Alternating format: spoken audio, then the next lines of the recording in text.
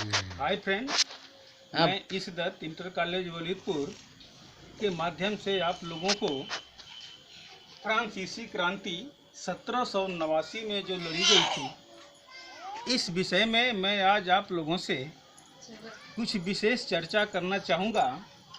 जो कक्षा 9 का फ्रांसीसी क्रांति की लड़ाई लड़ी गई थी, उसमें पहला चैप्टर से मैं शुरुआत करूँगा।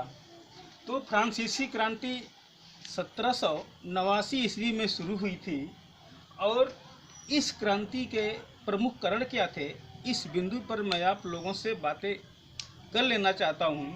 क्योंकि पहला कारण था जो 14 जुलाई 1789 ईस्वी पर जो लड़ाई लड़ी गई थी, वो फ्रांस के बास्तिल किले पर हमला किया गया। दूसरा है जो हथियारों की खोज में जनता भटकती रही और राजतंत्र के विरुद्ध विद्रोह हुआ था। राजा के खिलाफ वहाँ पर एक विद्रोह पैदा हुआ था और पेरिस में आतंक का माहौल, पेरिस नगर में जो राजा के विरोध में ये क्रांति छेड़ी गई थी, उसमें जो है कि आतंक का माहौल बना हुआ था।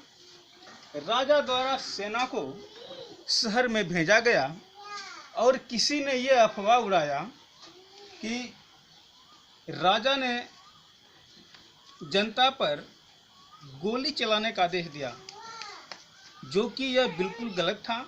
ऐसा कोई आदेश नहीं आया था। अफवाह नागरिकों पर गोली चलाने को लेकर के बास्तिल का कमांडर मारा गया। जो बास्तिल किले का कमांडर था, उसकी हत्या कर दी गई और फिर बास्तिल के किले का पतन हो गया। इस तरह से जो है कि फ्रांसीसी क्रांति के ये प्रमुख कारण थे। अब मैं आपको लेकर के चलता हूँ फ्रांसीसी समाज, यानी फ्रांस का समाज कैसा था, लोग कैसे आपस में मिल करके रहते थे। तो मैं इस बिंदु पर आप लोगों से बता दूं कि फ्रांस का समाज 3 भागों में बटा था। पहला स्टेज जो पादरी वर्ग, इसका काम था कर की वसूली करना, और दूसरा जो काम था, दूसरा जो भाग था, वो द्वितीय स्टेट जो धनी वर्ग और सामंत को शामिल किया गया था। इन लोगों का प्रमुख काम था व्यापार करना और व्यापार से अधिक धन कमाना। तीसरा स्टेट जिसमें कर्मचारी, वकील, किसान, मजदूर आदि इन सबको शामिल किया गया था। इसके बाद यह समाज यहीं तक नहीं बल्कि बहुत आगे तक बढ़ता गया। आगे मैं ये भी बता दूं कि फ्रांसीसी का राजा लुई 16वां जब राज पर बैठा तो उसकी उम्र मात्र 20 साल की थी और 20 साल की अवस्था में ऑस्ट्रिया की महारानी एंतोएतेन से उसकी शादी हुई।